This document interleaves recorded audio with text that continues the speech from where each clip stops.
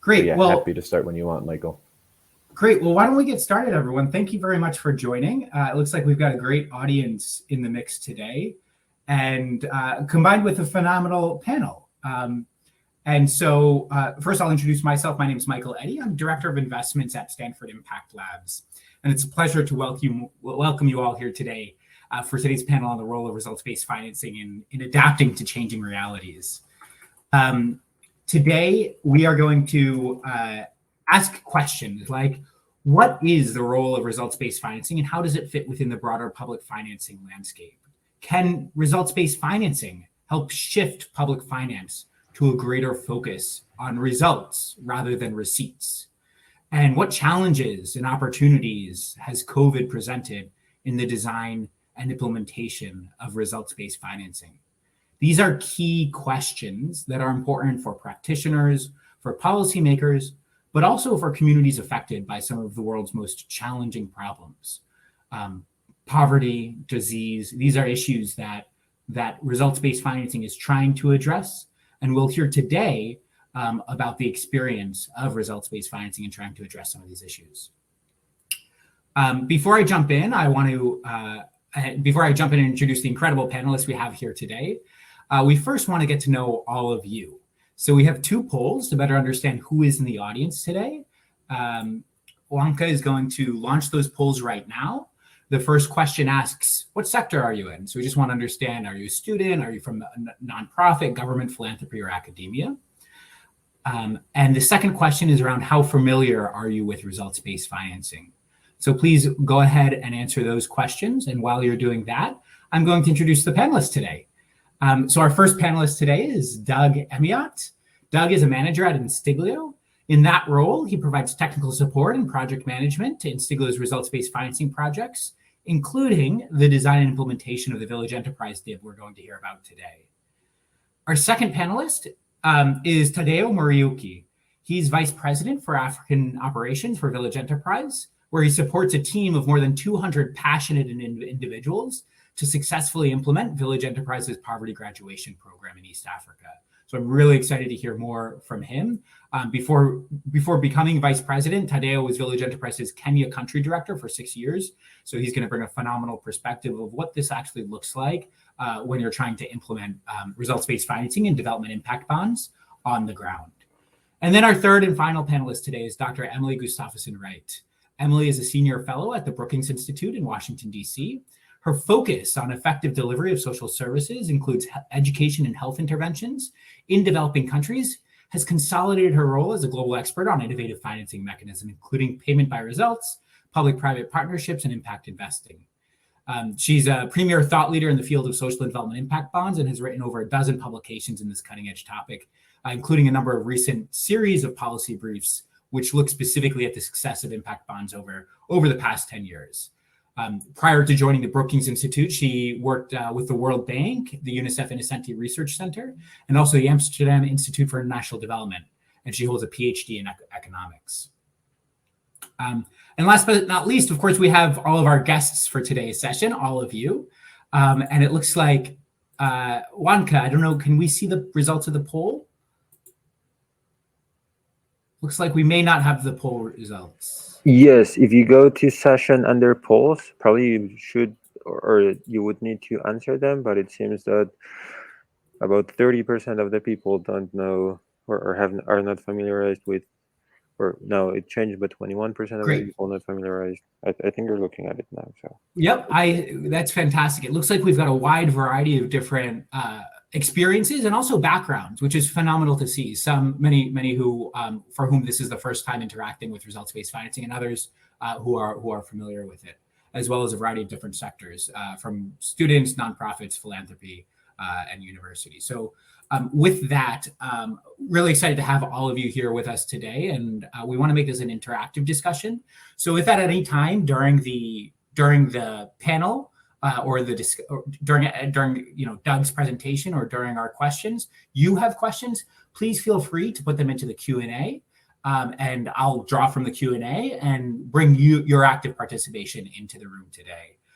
So with that, I want to hand it over to Doug, who's going to start with a brief presentation before we'll go on to Q&A with Emily and Tadeo and opening it up for questions for the panel. So over to you, Doug. Thanks a lot, Michael. And thanks to esteemed colleagues here on the panel, Emily, Tadeo, great to be with you guys. And all of you in the audience, hope you're finding the many sessions exciting and informative. Glad to be shared this next hour with you all and talk about results-based financing and all your different experiences. So as Michael said, please shout out some questions, use the chat. Happy to have a dialogue here. For those, it looks from the poll that some of you are experts in results-based financing. So my presentation will be very brief, and apologies if it's information you already know, but for maybe half of the others in the room who are not as familiar with results-based financing, just give a very quick overview of what we mean when we say results-based financing. So let me share my screen very quickly. And so what is results-based financing? I think that it's not a trick question. It's a pretty simple answer. Tying the funding to pre-agreed and verified results. So we are focused on the results and tying those payments to that, so that when a project is run, that the ultimate payer is making payments for verified results at the end of the project, as opposed to maybe traditional sorts of financing where you would pay upfront for a service provider to provide a service. Of course, it's a pretty oversimplified idea and definition here, but as you start, peeling back the layers of the onion, you can imagine the many different challenges and complexities that you face when you're designing these types of instruments with partners. But in short, and a simplified idea here is that we think by tying funding to the end results, we are increasing the focus there and hopefully helping organizations achieve those results, as opposed to maybe activities or inputs along the way. So here again, just a simple schematic maybe to help make this a little bit more visual. Let's say, for instance, on the left-hand side of the spectrum, we're talking about inputs and activities where maybe traditional programs, again, are paying providers to build schools, kind of thinking of this in a health sector scenario. Organizations who get paid to build the schools, to provide the books, providing school lunches because we think that nutrition is important for children to be able to have appropriate learning, teaching the trainings to the teachers to be more effective in the materials that they teach. All of these things and many more are important in the education sector and helping children to learn. But if we're looking at the right-hand side of the spectrum, let's think maybe what is the verified outcome? We want actually improved access for children to get to school, improved attendance, improved reading and math scores. So thinking of this in a theory of change spectrum, are we incentivizing organizations to focus on the inputs and the activities, or are we incentivizing them to focus on the end outcome that we want to achieve? So our goal is to help design programs that do focus as much as possible on the verified outcomes at the end. And so why do we do this? Just a quick look at the what we call the drivers of impact of results-based financing. So by doing these programs, as I've laid out, right, first and foremost, we're measuring and drawing attention to those outcomes. A pretty simple concept, but I think often taken for granted. As I said, programs get into their day-to-day activities where maybe traditional funding would have a donor or a multilateral agency paying a service provider simply to build the school or provide the book or reach their milestone of providing a report. But we're shifting this focus onto the end result, right? Is what we're doing actually leading to children's increased learning and math scores and attendance? And by doing so, we also think that this provides a lot of flexibility to the organizations. Again, now that we've set the money, the incentive, the financial incentive onto the end result, and this is our end goal where we want to achieve, the path in which the organization achieves that result is really, they have the freedom and flexibility to do as they want, right? So I'd like to think of sometimes just in our lives, if we have a trip, I'm going from New Haven and I need to arrive in Miami, I can take the train, I can take a bus, I can drive with my friends, I can book a flight. Really, whatever way I get there, I have different reasons and ways of assessing if that's cost effective or efficient, or that's the best way to get there. At the end of the day, I just need to get to Miami, right? So we bring this approach to results-based financing, helping organizations to achieve the final results and letting them decide what is the most cost-effective and efficient way for them to achieve that result. And then these last two on the right-hand side of the road, on the right-hand side of the screen, are just thinking of, are we aligning the financial incentives with those whom we aim to serve, right? The beneficiaries, those on the ground who are receiving the projects and the services. So kind of taking a step away from the principal agent of the donor to the service organization who's providing service, but making sure within our calculus and within our planning, we are keeping the welfare of those whom we aim to serve within the project and the planning as well. So we're aligning this incentive of the final result to what's really going to serve those beneficiaries and what's really going to make an impact on their lives. And by doing so, this helps improve the accountability to beneficiaries, right? We've shifted the focus of the financial incentive to the end result. And therefore, those on the ground who are receiving the program, let's say an education program, the families of the children can actually see, is my child, does he or she have better access to school? Is he or she achieving better learning outcomes?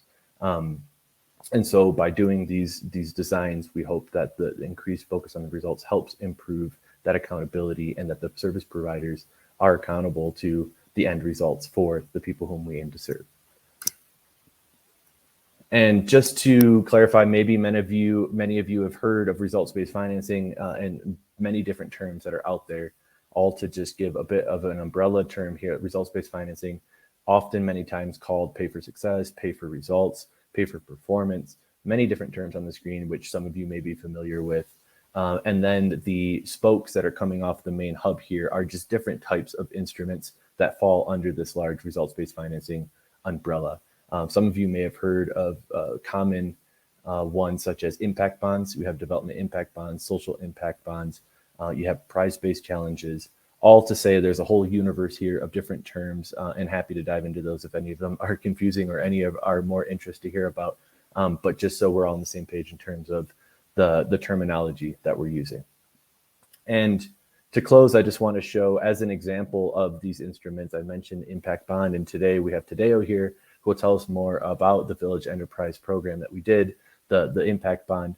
Just to lay the scene here that in this development impact bond, which as a first pilot of an outcomes fund, you have on the left-hand side of the screen, outcome payers who were DFID, now known as FCDO, USAID DIV, and anonymous donor. The three of them collectively put their funds into the outcomes fund that you see here.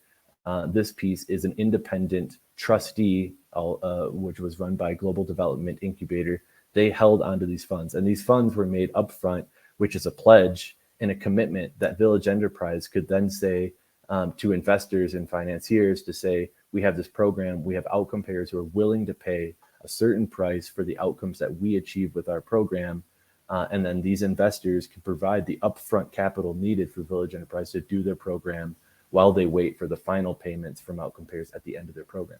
With this setup, Village Enterprise can then provide their service to the beneficiaries on the ground, which is a poverty graduation program to help alleviate poverty in rural parts of Kenya and Uganda. And then after the program, an independent evaluator, which in this instance is ID Insight, we ran a randomized control trial to assess the impact of the program on household incomes for beneficiaries. And with the final results, a decision is made of, okay, what results were achieved, what price did the outcome payers pay out in the end, and then that money comes back to Village Enterprise for achieving the results that they did with their program. So that's the basic setup. That's how an impact bond works.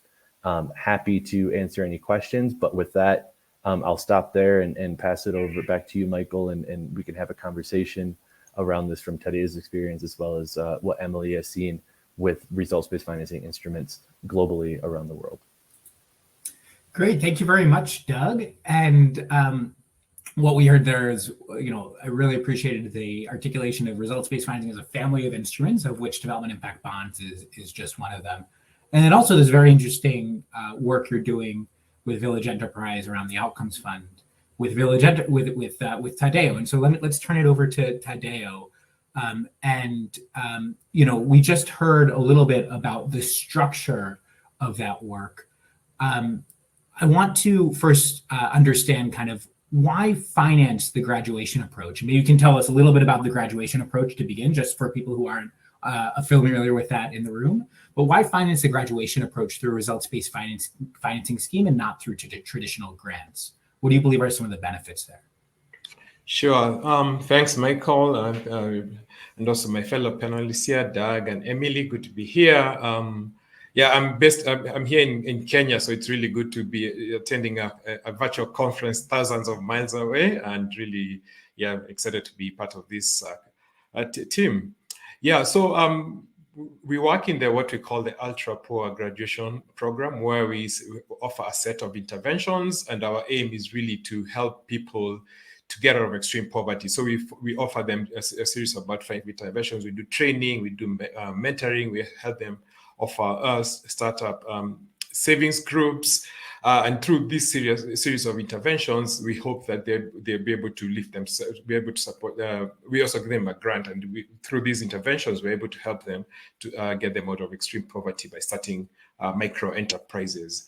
So for us, we had a few reasons why we wanted to pilot this innovative funding mechanism. First of all, we were the first one in the poverty alleviation space to try this out. And and to your question, why not try the grant thing? We all know that the grant thing. It's a crowded space where we are always working, sending proposals and all that. And also, it's just that once you get a grant, you sort of tend to sit back on your laurels. And, as Doug said, it's more of activity-based and all that. So we really wanted to think about, could we try an approach that kind of, ticks off several boxes? So one, it's an approach that's able to help us scale our village enterprise. So we really want to reach as many people. Our goal is trying to reach about 20 million people. So what could we use to have as a scaling platform to help us reach as many people? Secondly, what could we use an approach that really helped us to focus on outcomes rather than activities? So really helping our teams thinking about, instead of just thinking about training, how does that training translate into increased income and assets for our participants? So really trying, that sort of mindset shift. And it's really hard when when you just tell somebody, go do the training, go do some coaching, but they really cannot connect to the outcome. But if they knew that they themselves are able to have that agency or, the innovation that can be able to do that, then I think we really thought that would be an exciting thing. And then also it really helped us to catalyze innovations. We were not afraid to make risks in terms of what can we tweak in our program so that we're able to achieve more outcomes, and also help us in operational efficiencies. It really helped us in, we updated some of our curriculums and things that we had not really had. And so it was really an incentive, a catalyst that really kind of helped us, think about just get us to be better in what we do. Thank you, Tadeo. And, just for those that aren't familiar with the graduation approach, it's really worth emphasizing this is an approach that finds some of the poorest villages in a given region, and then within those poorest villages works with the poorest households within those villages, right? And so these are households that have been left behind by economic development. And what's interesting about the graduation approach is this package of services. And so it's interesting for you to tell a little bit about how this kind of focus on outcomes. I'm wondering if you could maybe expand a little bit on that. How has the focus on outcomes enabled you to adapt, and particularly with such an integrated program, a package of services, how has it enabled you to adapt and change the program as you're learning about what works to support these extremely poor households? Yeah, so good question. Thanks, Michael. So I think for us, I'll just take you back. Before we tried the results-based financing. We thought we were, a really results-oriented organization, but then, we didn't have the tools, to be able to provide to our staff, to be able to say, hey, this group that you're supporting or this household you're supporting, this is how they're doing, right? Sometimes it takes like 3 or 4 months for them to do that. But through the results-based financing, we thought we needed to make sure that the data is in their hands, because once they have the data in their hands, then they are able to make those decisions. So if they see it's a business, we help people start, business groups and also savings groups. So they see I'm able to access and see my business, the business I'm supporting here is not doing well. Then they're able to go there and provide that targeted support. If you have to go to a savings group. So it's really having that the ability for our team to help them. And then, also we gave them the latitude to innovate. So they came up with something like, they call it like a savings with a purpose. So helping the households themselves come up with targets. So one of them, they said, the households are told, come up with their own targets, and we will support you to come up, to see how you can reach those savings targets.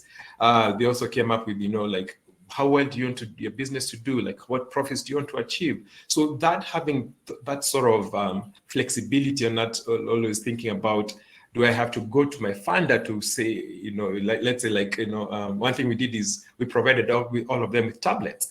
If it was a traditional grant, we'd have to go back and say, hey, we want to do this, and and maybe it takes like 6 months back and forth, and maybe more than likely tell us, oh, we don't have the funding to do that.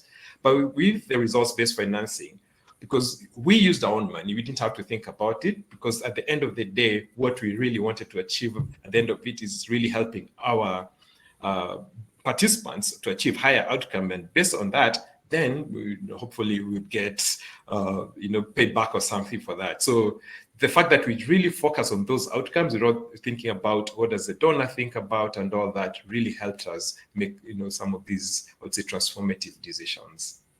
It's really fascinating to hear, Tadeo, and some of this insight around being able to infuse data throughout the organization rather than just having data being a bottom-up reporting up to donors.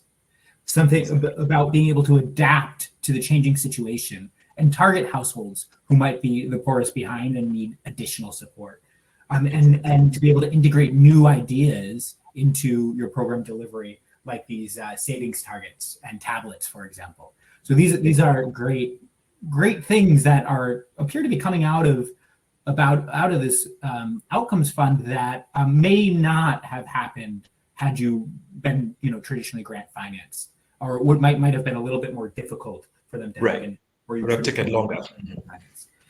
So we talked about some of these benefits. What have been some of the biggest challenges with this results-based financing outcomes fund experience?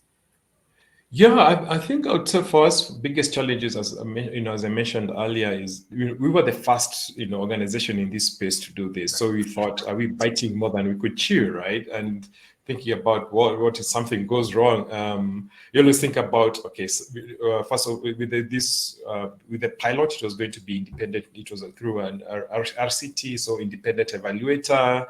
Think about the reputational risk if it doesn't turn out well, and then even our traditional donors running away if something didn't go on. So it was really thinking about, is this something we're able to? But because of our past history, we had also done some other RCTs. We also have strong internal M&D systems. We were confident we'd be able to pull this off.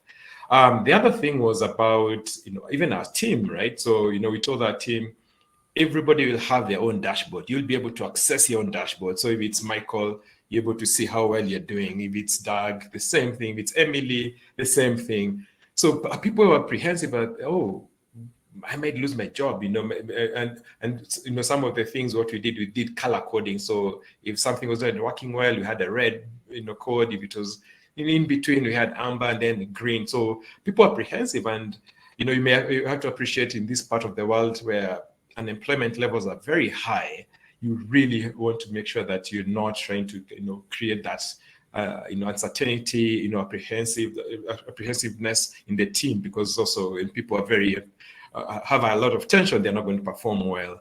So some of the things we did is, initially we had actually said we're going to call it a performance management system, but then we renamed it, said it's an adaptive management system, and then really trying to make them understand that we're adapting. It's a data that we are using to adapt our program to make sure that at the end of the day, the person who we really want to focus is the person living in extreme poverty, to help them increase in their income and assets. So I think, that mind shift it took a while, but eventually they bought into the idea and they saw very well that, especially when there were no punitive measures, nobody was fired or anything. We really had that support. And for us also, what it helped is even for our team, people who are, it also helped us identify people who maybe were not doing as well, and we provided them that support as well, and to to improve in their performance as well. So yeah, so that was it. And then the other thing was the pandemic that happened a couple, that was a span in the works that we were next expecting.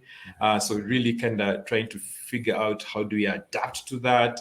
We had to think about transitioning, the graduation approach is really an in-person. So thinking about how do we reach out to people who are living in extreme poverty. A lot of them may not have access to digital tools, phones, tablets.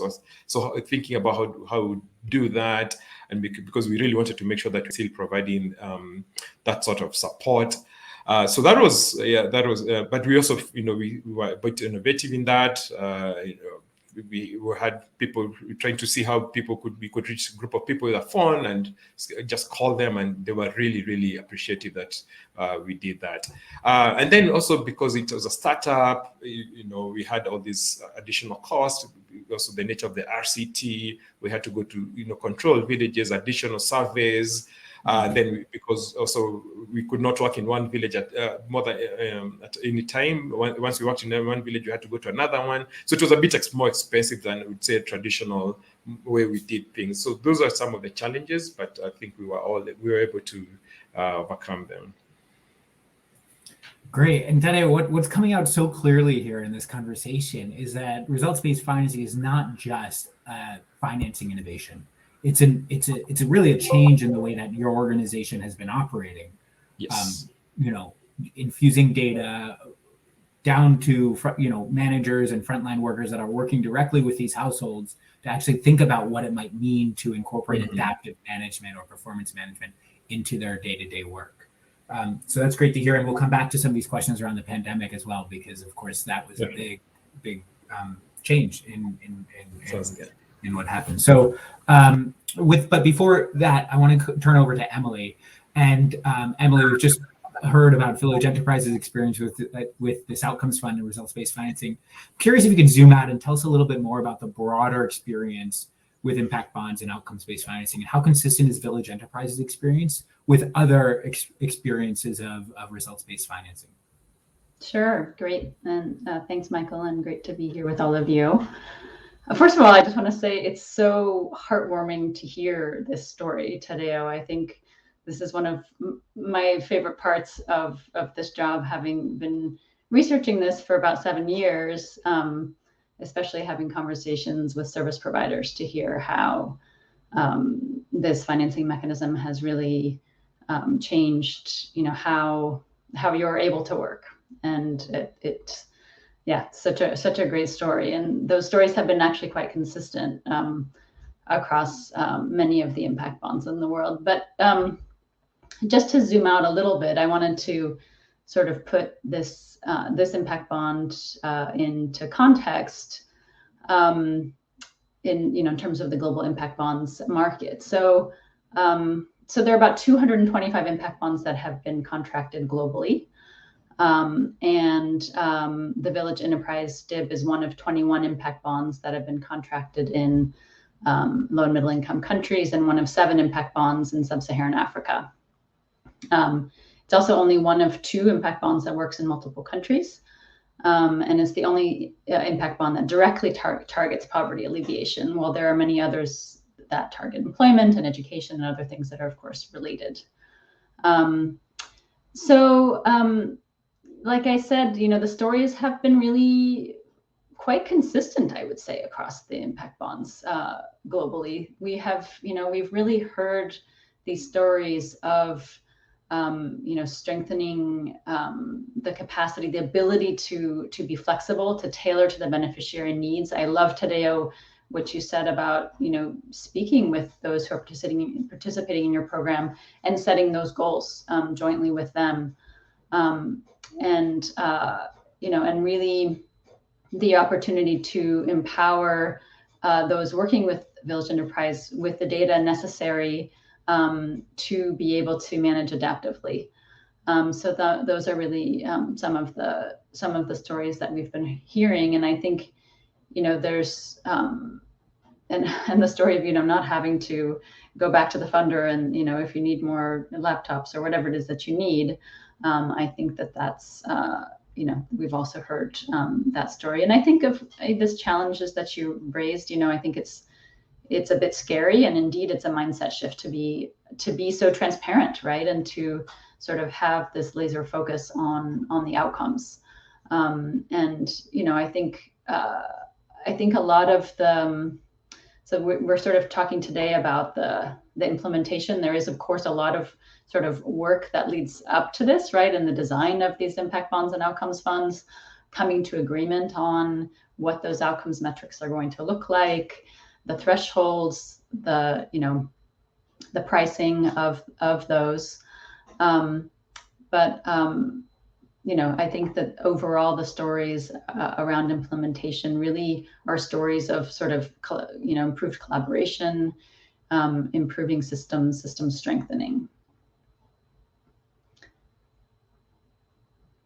Great, thank you. And Emily, I part of what results-based financing rests on, and impact bonds in particular, rests on this assumption that you can design contracts ex ante that do things like define the outcomes, define a measurement strategy, price outcomes, and monitor for and avoid unintended consequences, among other things. Yet we know the world is constantly changing. Indeed, impact bonds are intended to keep that focus on outcomes while the world changes. Yet over the past 3 years, we've had all of a sudden this sudden shock of the COVID-19 pandemic. And so I'm really curious to hear, how did COVID affect these outcomes funds and results-based financing and impact bonds? Sure. We actually published 2 studies. So when the pandemic hit, actually Village Enterprise reached out to us, and that sort of prompted us, starting to think about what happens when a crisis hits in the results-based financing scenario, right? So there are a lot of different things that are different about results-based financing that you might expect could impact differently how the project is able to respond when a crisis hits. And so we started to explore, what did this look like in terms of service delivery?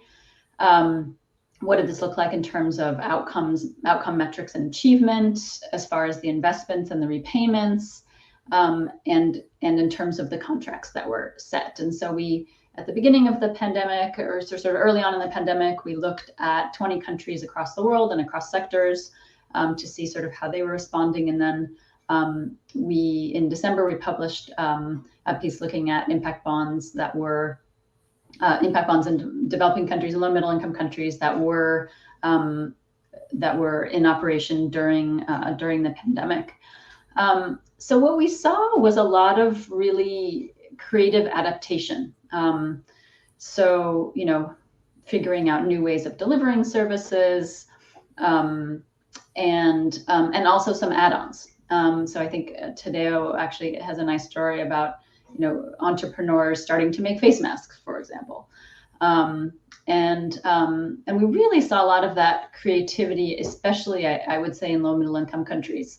So that was really great to see. So there was this sort of, because as we've been talking about, like there's the flexibility in terms of how services are delivered in this model, that that was something that really came out, right? There wasn't sort of the hands tied of we're supposed to deliver in a certain way, a certain number of books or teachers or whatever.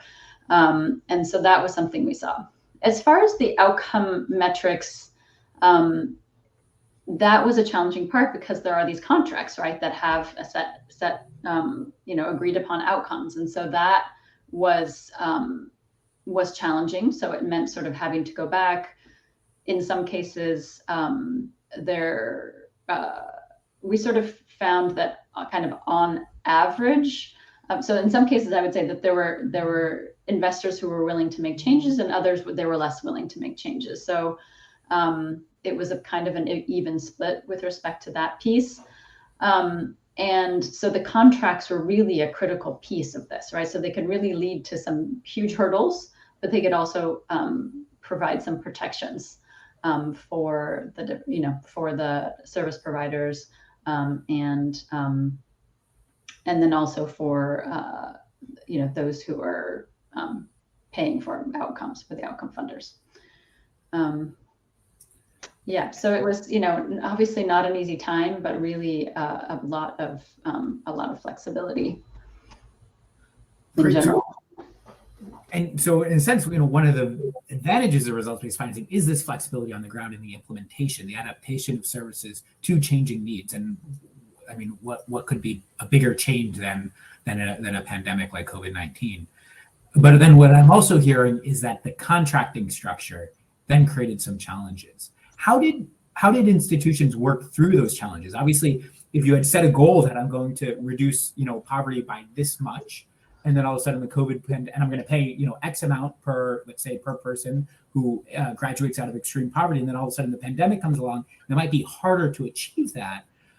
What happened when, for example, investors may not have been able to renegotiate, where there was less flexibility in the contracting structure? Yeah. So in some cases, they paused evaluation also because perhaps evaluation wasn't possible because they weren't able to, for COVID safety reasons, go into the field. So they decided to postpone, for example, a measurement to a future year. So they decided just to not count that year, for example. In other cases, there was one impact bond that actually closed. It wasn't able to carry forward. In another impact bond, they ended up using some of the outcome measures and not some of other ones.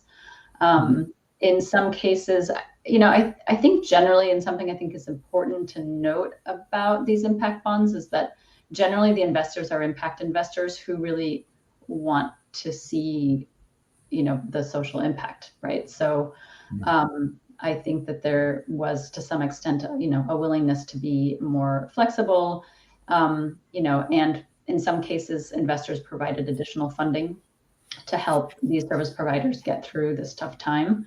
But I think that also there was a lot of cooperation between the different parties.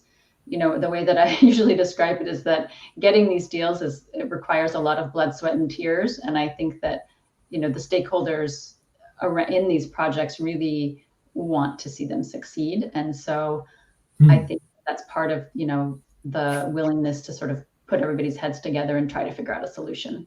And, there's something to be said for that, I think. Yeah, thank you, Emily. And as we look forward to what have we learned from this experience with the pandemic? And as we look forward to future impact bonds and results-based financing, keeping in mind that the world is not stationary, that these shocks do happen, how has this informed kind of the future of results-based financing? Yeah, a few things. I think one is contracts really matter. So, being prepared for shocks to hit, and there will be likely a number of crises to be, coming in the future, unfortunately, whether they be political, environmental, or health shocks. So, making sure that those contracts are, within the framework of these projects, have clauses or, things that are able to protect the beneficiaries, because at the end of the day, it's the beneficiaries that matter. Another piece is that measurement really matters. So, in impact bonds that had a randomized controlled trial, they were able to, tease out the effects of the shock, of the crisis, where, because they had a control group, so they were able to say, okay, well, perhaps the beneficiaries in the program didn't do as well as expected, but relative to the control group that was not involved in this program, they actually did quite well. So that was another really important piece. And I think one more thing in terms of sort of design, et cetera, is that those programs that had sort of digital systems of data collection, I think, or developed them in the process, I think really made very clear that that's important and can really be helpful. Or being able to collect data at a distance. But two things I think that we also have learned in the pandemic with respect to these with respect to impact bonds or results-based financing is that one can really strengthen resilience by focusing on the most vulnerable populations, and thinking about strengthening particularly young children, and also strengthening systems, right? So making both individuals more resilient and also the systems within which they live more resilient. And then another thing I think is that they really offer an opportunity. They will be offering an opportunity to sort of build back better. And I think focusing on multi-sectoral challenges, that is a space that results-based financing really could play a big role. And again, strengthening systems so that the impacts are not just for the cohort that we're looking at in this particular impact bond, but that can serve many cohorts to come, right? Example, Village Enterprise has really strengthened their data collection and their adaptive management practices. This happened within this impact bond, but it will affect many individuals to come in the future.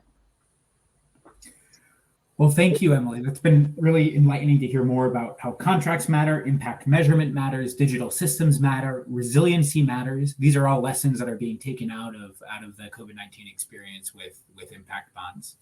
I now want to open it up to all of you. So all of you have been listening, and I want to bring you into the conversation. So please take some time now, and if you can go to the session tab and to the Q&A tab, and feel free to enter any questions you have for Doug, Tadeo, Emily, or for the panel as a whole into that Q&A box. I'm going to start with the first question we have. And this will be a question to the entire panel, so feel free to answer if you'd like. But one person asks what the future of RBF is, and how can it become more mainstream in the overall philanthropy and international development space. And I think this speaks to kind of one of the challenges around many innovations, that it becomes difficult to cross the chasm from early adopters to mainstream use within public finance. The people who are going to be, Tadeo mentioned how Village Enterprise was the first graduation NGO to adopt this, and that it was in part because Village Enterprise was already a leading organization. It already had rigorous measurement behind it. So how does it go from kind of Village Enterprise, one of the leading organizations working in the graduation space, to then kind of more mainstream development practice, both within philanthropy and international development more broadly?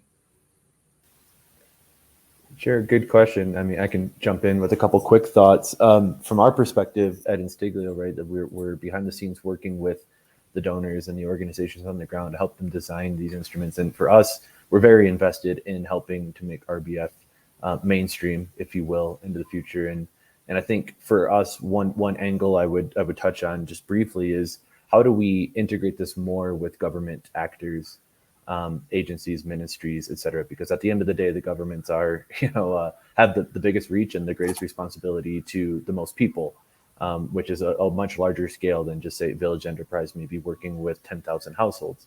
So we've been working very hard for years in this realm, right? How do we create more systems change? How do we facilitate and catalyze a more results-based mindset within government actors?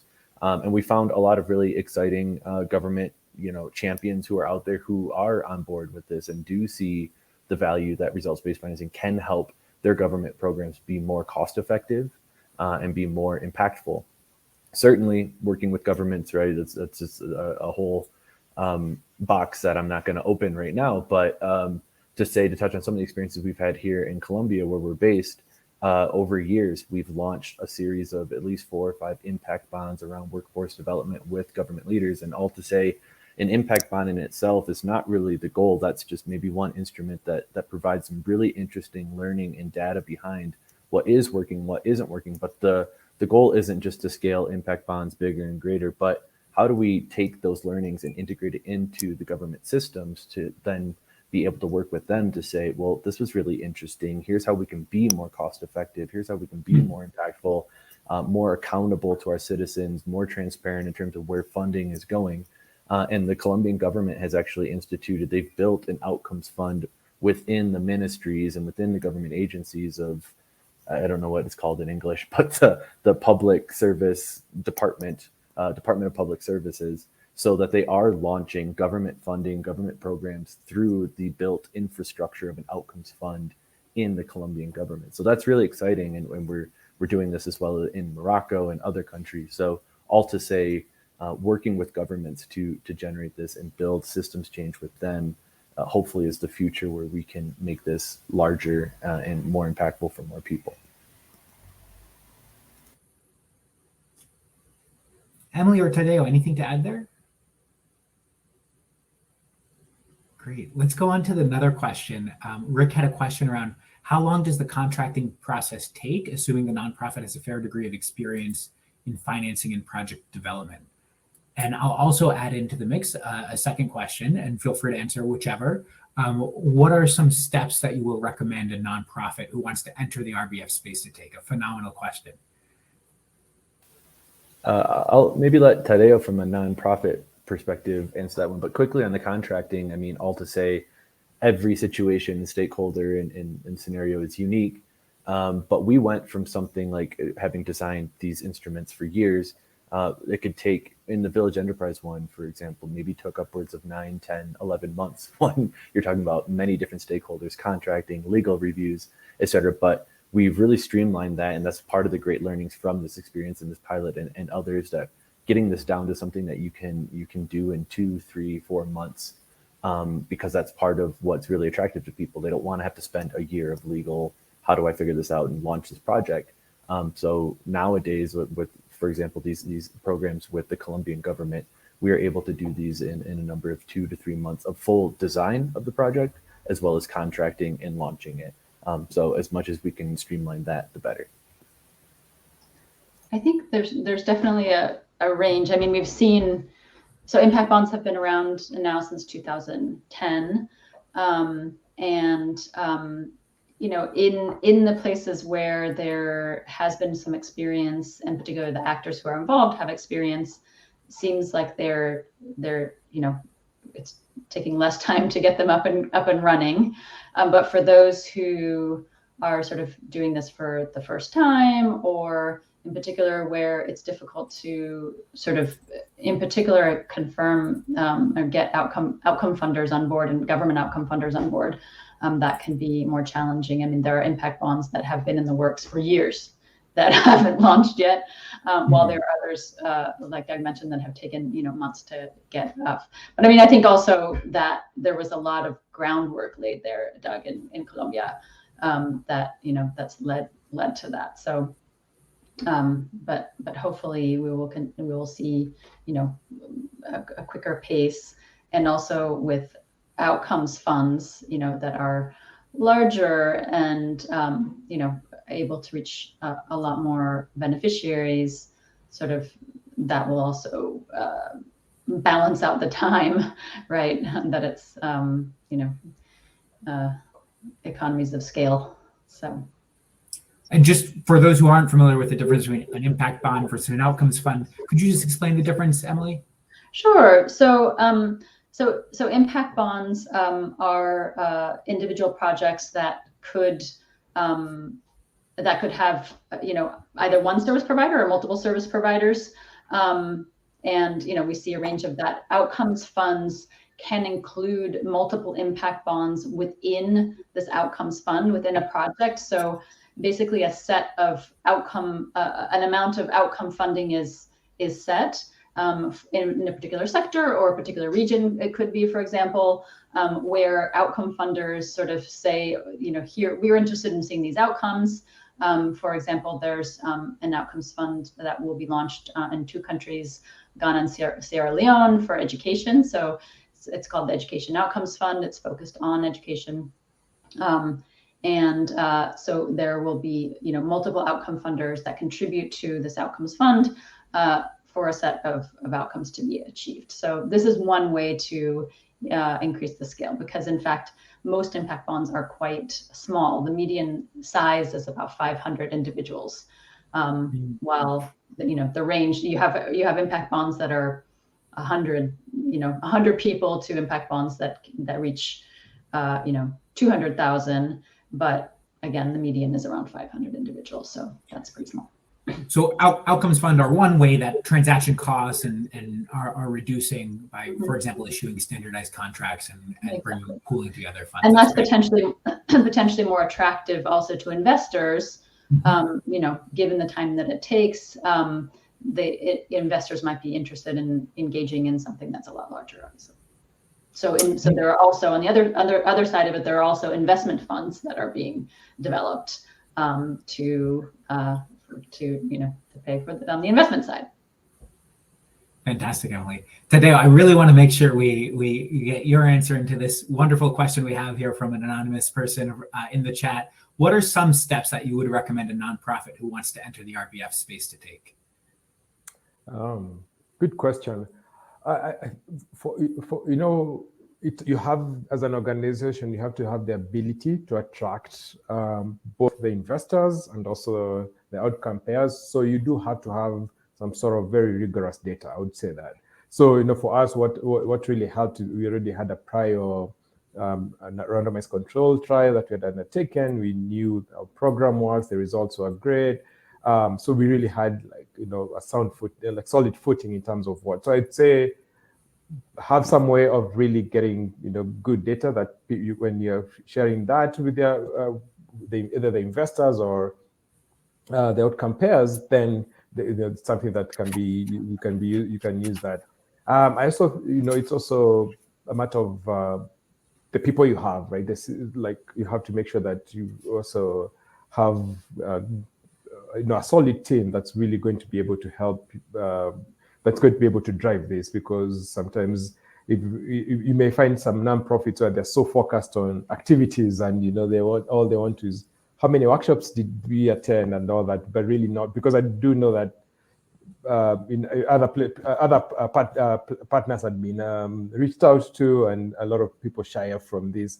So really having a team that's willing to take risks, willing to innovate, and then just again, for us, having that strong adaptive management system. So even if you can have it upfront, that's even better. So where you have decentralized data, people already have comfortable using the data to make decisions. I think that kind of really makes you well positioned to enter the RBF space. It's really about data, honestly. Yeah.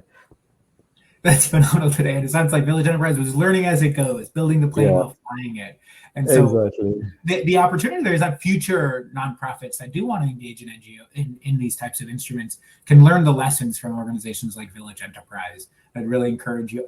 There's a number of great publications, many of them written by Emily and others in this space. There's also Instiglio has a number of publications and others about some of the things around organizational readiness. What does it take to or what types of organizations are impact bonds and results-based financing most appropriate for? And they may not be appropriate for all organizations, but assessing your organizational fit for these types of instruments is very important to avoid going down long journeys when it may not be a good fit for your organization or for your intervention model. And that's not something we talked about very much on this panel, but it's a nice transition into Kara's question, actually. And she asks, do you think this model may encourage NGOs to focus on serving populations where it is easier to show growth? Do you have any thoughts on how this potentially unintended impact could be mitigated so that populations most in need receive services? I can take that, or I'm sure Doug and today also might have inputs there.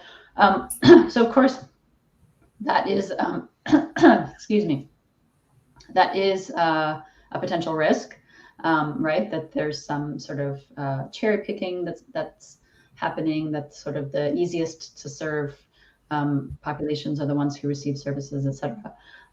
But it's all about in the design of the impact bond, and so it can be designed such that you, again, are demonstrating growth. I responded to that earlier in the chat.